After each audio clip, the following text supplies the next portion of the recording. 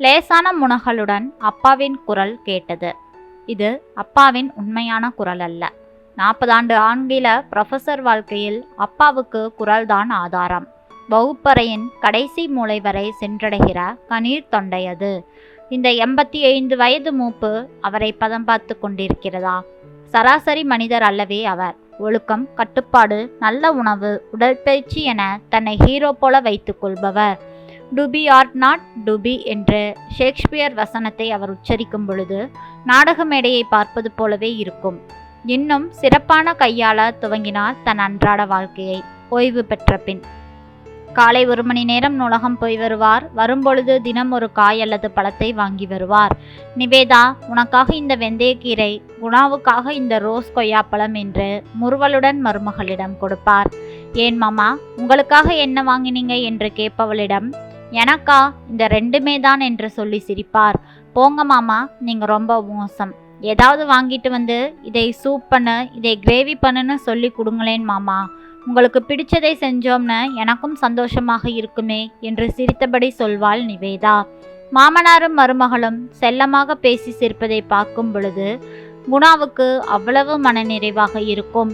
அப்பாவுக்குள் இருக்கும் மென்மைதான் அவரை உயிர்ப்புடன் வைத்திருக்கின்றது. வயதானவர்கள் பெரும்பான்மையாக காட்டுகிற சிடுசிடுப்பு, எரிச்சல், அலுப்பு என்ற எந்த எதிர்மறை குணங்களும் இல்லாத அப்பா மேல் மேலும் மதிப்பும் மரியாதையும் வளரும். குணா, டாக்டர் வெளியில வந்துட்டாரு, வாங்க என்று அழைத்தாள் நிவேதா. அவன் விரைந்தான். அப்பாவின் அறைக்கதவை மெல்ல சாத்திவிட்டு ஹாலுக்கு வந்தான். குணா, அப்பாவுக்கு பெரிதாக எந்த குறைபாடும் இல்லை. கொரோனா வந்துட்டு போன பாதிப்பு தான். உலகம் முழுக்க இந்த பக்க விளைவு எல்லாருக்குமே இருக்கிறது. அயன் மற்றும் நிக்கல் மாத்திரைகள் எழுதி கொடுக்கிறேன். 1 வாரம் பார்க்கலாம். இம்ப்ரூவ்மெண்ட் இல்லைனா என்ன செய்யலாம்னு பின்னருக்கு யோசிக்கலாம் என்றார். டாக்டரின் முகமும் இயல்பான புன்னகையுடனே இருந்தது. தேங்க்ஸ் டாக்டர், இப்படி இருக்கிறவரே இல்லை. போன வாரம் வரை கூட சாயங்காலம் பார்க்குக்கு போனார். 1 மணி நேரம் நடந்தார். 4 மணி வெயில் எவ்வளவு சுகமாய் இருக்குன்னு என்கிட்ட சொல்லிட்டே இருந்தார். இப்படி படுக்கையில் இருப்பவரே இல்லை அப்பா, அதனால்தான் எங்களுக்கெல்லாம் கவலையாக இருக்கிறது என்றான். இட் ஹேப்பன்ஸ் குணா, அந்த வைரஸ் அவ்வளவு மோசம், அவ்வளவுதான் சொல்ல முடியும். டோன்ட் வெரி என்றார் டாக்டர். சரிங்க டாக்டர் என்று சொல்லிக்கொண்டு அவரை வழி அனுப்பினான். அப்பாவிடம், ஏதாவது சாப்பிட்றீங்களா, உங்களுக்கு பிடிக்குமென வெஜ்ஜு சூப் பண்ணியிருக்கா நிவி என்று பக்கத்தில் உட்கார்ந்தான். கண்களை திறக்கவே இல்லை. அப்பா உள்ளே கருவிலைகள் அசைந்தன. ஒரு பிரச்சனைன்னு இல்லைன்னு டாக்டர் சொல்லிட்டாருப்பா, பலகீனம்தான். வைட்டமின், அயன் மாத்திரை எடுத்துக்க சொன்னார். சாப்பிட்டா சரியாகிவிடும், ஓகேயா என்றான். அதற்கும் பதிலில்லை. காபி கோப்பையுடன் வந்தாள் நிவேதா. மாமா, உங்களுக்காக புது காஃபி பவுடர் வாங்கி டிகாஷன் போட்டு கொண்டு வந்திருக்கிறேன், கொஞ்சம் குடிங்களேன். மாமா உங்களுக்கு ரொம்ப பிடிக்கும். கடல் காற்று ஜன்னல் வழியே திடீரென வேகமாக அடித்தது. முன்பு போல படுத்து கிடந்தார் அப்பா. அவன் எழுந்து ஜன்னல் கதவுகளை இருக்க மூடினான். 10 நாட்கள் இப்படியே ஓடிவிட்டன. அப்பாவிடம் எந்த பெரிய முன்னேற்றமும் இல்லை. காய்ச்சல் குறைந்து விட்டது. இருமல் கட்டுக்குள் வந்து விட்டது. மூச்சு விடவும் சிரமம் இல்லை. ஏதோ சாப்பிடுகிறார், காப்பியை குடிக்கிறார், 1-2 வார்த்தைகளை பேசுகிறார், அவ்வளவுதான். முகத்தில் பழைய சிரிப்பு இல்லை. கண்களில் ஒளி இல்லை. பேச்சிலும் உற்சாகமில்லை. அப்பா, என்னதான் ஆச்சு உங்களுக்கு? உடல் இயக்கங்கள் சீராக இருக்கிறதா என கண்டுபிடிக்க இரத்த மாதிரி சோதனைகள் இருக்கின்றன. ஆனால் மனதின் வருத்தங்களை யாராலும் கண்டுபிடிக்க முடியாது. என்னப்பா இது? கவலைப்பட்டுக்கிட்டே இருந்தான் குணா. வேலைக்கு வந்துவிட்டாள் வள்ளியம்மா. மகனும் மருமகளும் அவரிடம் சொல்லிக்கொண்டு தத்தம் அலுவலகங்களுக்கு சென்றனர். நிவேதா மிக பரிவான குரலில், வள்ளி அக்கா, அப்பாவுக்கு மதியம் சப்போட்டா பழச்சாறு வச்சிருக்கிறேன், அப்படியே ஃப்ரிட்ஜில் இருந்து எடுத்து கொடுத்துடாதீங்கக்கா, 1/2 மணி நேரத்துக்கு முன்னாடியே வெளியில வச்சிருந்து கொடுங்க என்றாள். குணா அதைவிட மென்மையாக, அக்கா 12 மணி மாத்திரை கொடுக்க மறந்துடாதீங்க, நிக்கல் மாத்திரை, அது ரொம்ப முக்கியமானது, முடிஞ்சா ஃபோன் பண்ணி நினைவுபடுத்துறேன் என்றான். வண்டி கிளம்பும் சத்தம் லேசாக கேட்டது. அவர் மனம் பரிதவித்தது. எண்ணங்கள் முழுக்க அவர் பூங்காவையே சுற்றி சுற்றி வந்தன. மாலை வெயில் படுகிற மாதிரியான சிமெண்ட் பெஞ்ச் அவருக்காக காத்திருக்கும். கையில் 4 பட்டளங்களுடன் அவர் நடந்து வருவார். முகம் அப்படியே அந்த ஆரஞ்சு வர்ண சூரியனாக மாறியிருக்கும். வேர்க்கடலை, அரிசி பொறி, பொறிக்கடலை என பொட்டலங்களை பிரித்தவுடன் அந்த 5ம் வரும். 2 காக்கைகள், 3 புறாக்கள். காக்கைகள் வழக்கமானதாக இராது. நல்ல புஷ்டியான உடலும் அடர் சிறகுகளுமாக இருக்கும்.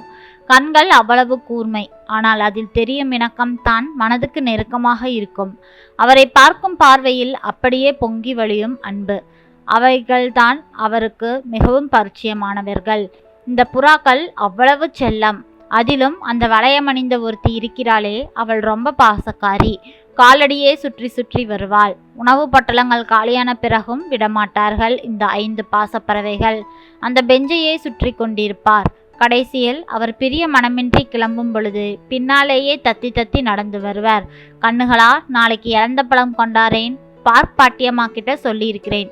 ஏட்டி வெள்ளைக்காரி புறாக்காரி, உனக்கு பிடிக்குமில்ல என சிரித்து கொண்டே சொல்லிவிட்டு இருட்டும் பிறகுதான் எழுந்து வருவார்.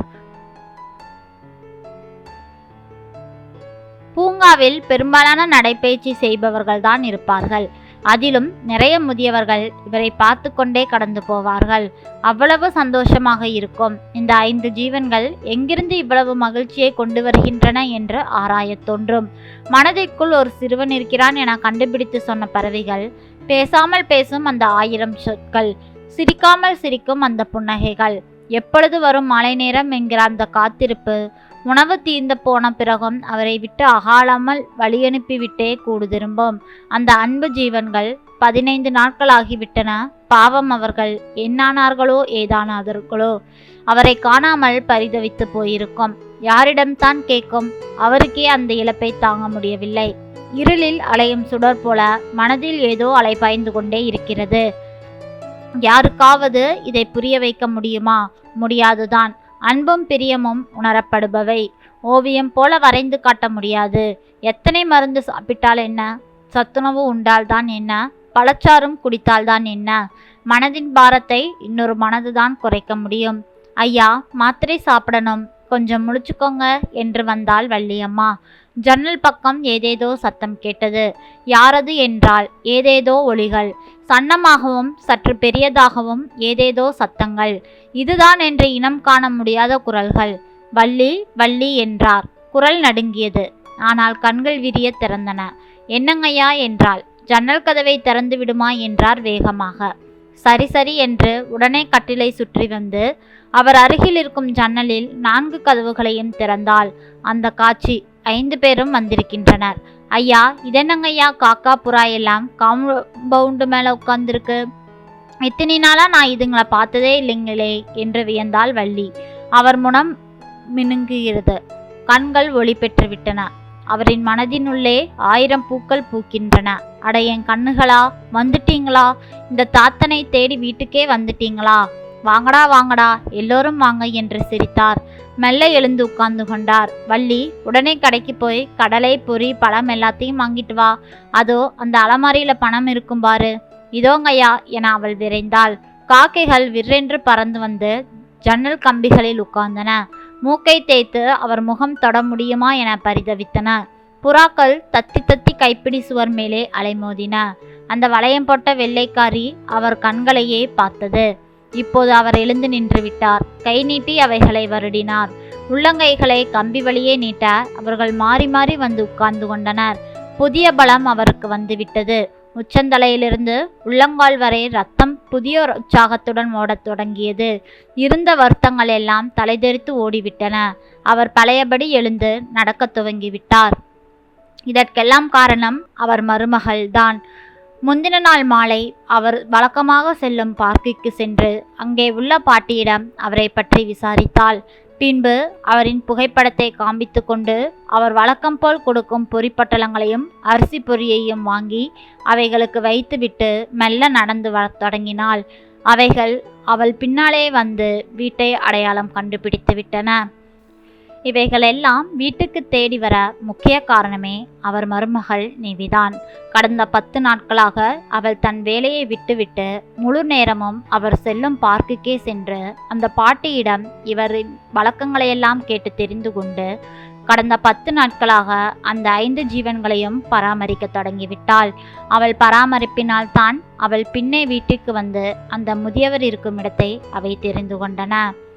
வயதான காலத்தில் அவர் மனதில் என்ன இருக்கும், என்ன எண்ணத்தால் இவர் இப்படி பரிதவிக்கிறார் என தெரிந்து கொண்டு செய்த மருமகளின் காரியம் பாராட்டத்தக்க விஷயம்தான். நன்றிங்க. இந்த கதை பிடிச்சிருந்ததுன்னா மறக்காமல் நம்ம சேனலை சப்ஸ்கிரைப் பண்ணுங்கள். உங்களோட ஆதரவை எனக்கு கொடுங்க. நாளை வேறொரு கதையில் சந்திக்கலாம். நன்றி.